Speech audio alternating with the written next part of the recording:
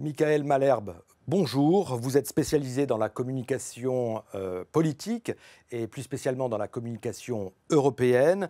Alors, vous le savez, la France a proposé des conventions citoyennes pour préparer l'avenir de l'Europe après le Brexit et à la veille des élections européennes. Mais bizarrement, aujourd'hui, on ne parle plus de conventions, mais de consultations. Alors, est-ce que ça change vraiment tout? Oui, effectivement, la différence entre une convention et une consultation, c'est important.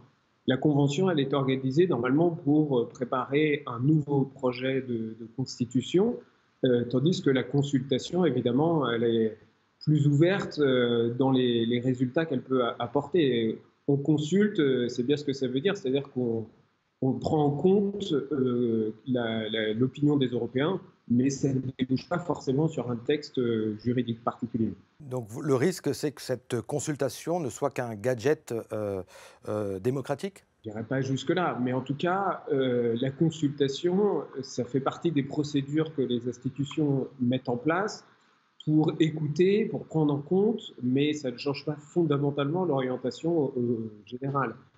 Donc je dirais qu'aujourd'hui, on aurait davantage eu besoin de conventions que de consultations. Alors par le passé, il y a eu pas mal de consultations. Alors qu'est-ce qui pourrait cette fois rendre ces consultations plus crédibles?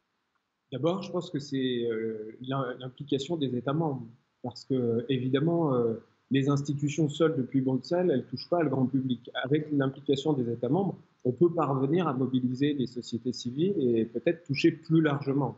Mais je pense que fondamentalement, si on veut de la participation, il faut investir pour faire connaître ces consultations. Il faut aussi qu'il y ait des ambassadeurs qui soient reconnus et qui parlent de ces consultations dans des débats publics.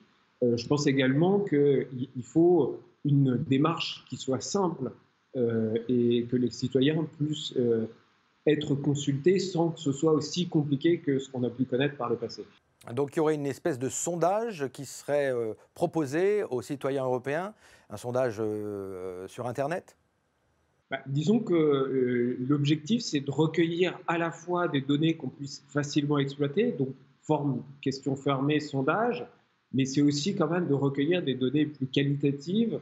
Et donc là, ça soulève d'autres questions pour savoir comment on peut exploiter toutes ces contributions personnelles, rédigées, qu'il faudra à un moment donné écouter et analyser. La grande question concerne la restitution, un mot un peu compliqué pour parler de ces résultats et ce qu'ils vont devenir.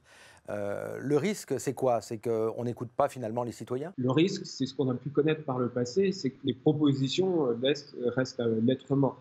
On ne les utilise pas. Donc là, l'opportunité, me semble-t-il, c'est que ces consultations ont lieu un an avant les élections européennes et donc les résultats arriveront 6 mois avant. Tout l'enjeu, c'est que les candidats, les principaux partis politiques européens, se saisissent des résultats des consultations et les utilisent dans leur propre programme. Ça, ce serait une occasion de vraiment exploiter les résultats des consultations. Eh bien, nous verrons dans quelques mois, probablement, si vous avez été entendu. Merci encore à vous, Michael Malherbe. Merci à vous.